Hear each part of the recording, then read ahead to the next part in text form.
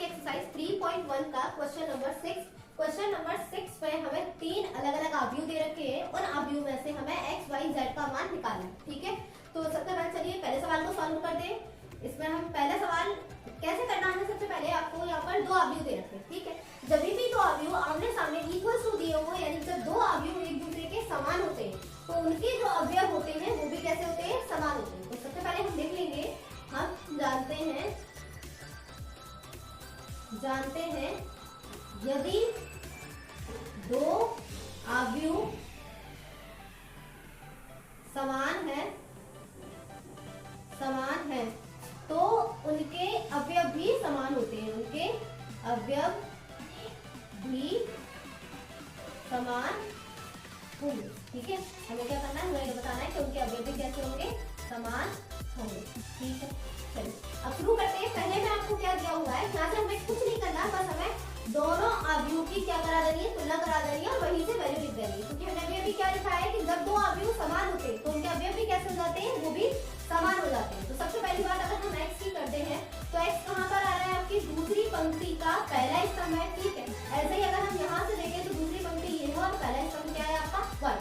तो यहाँ से x की वैल्यू आपकी क्या निकल कर आ जाती है, 1। ठीक है, ऐसे ही अगर हम बात करें आपके y की, तो y क्या है आपकी पहली पंक्ति का पहला स्तंभ, यहाँ से पहली पंक्ति का पहला स्तंभ है 4।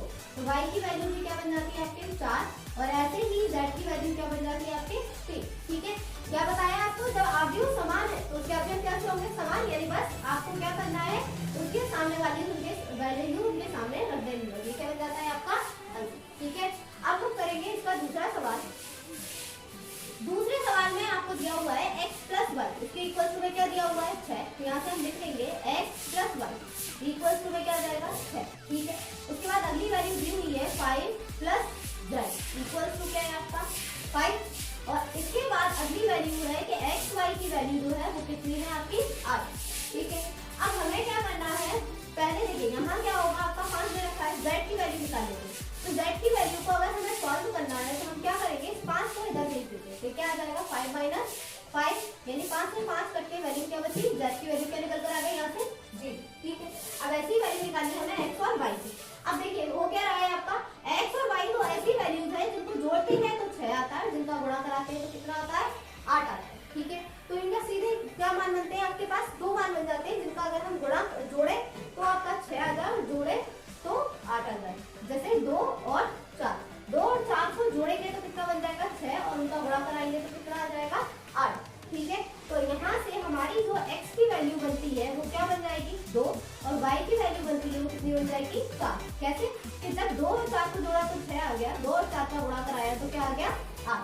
ठीक है, अगला सवाल है आपके पास थर्ड वाला।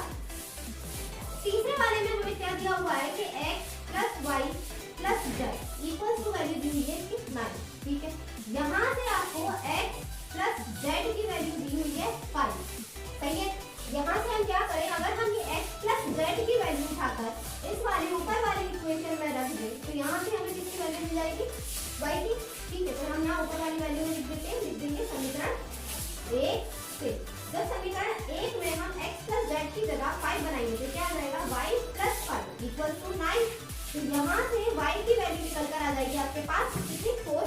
कैसे आएगा, 5 को यहाँ भेज देंगे तो माइनस हो जाएगा, और ये कैसा बन जाएगा आपका 4 बचेगा, यानी 9 में से 5 घटाएंगे तो कितना बचा आपके पास 4। ठीक है, एक वैल्यू आ गई।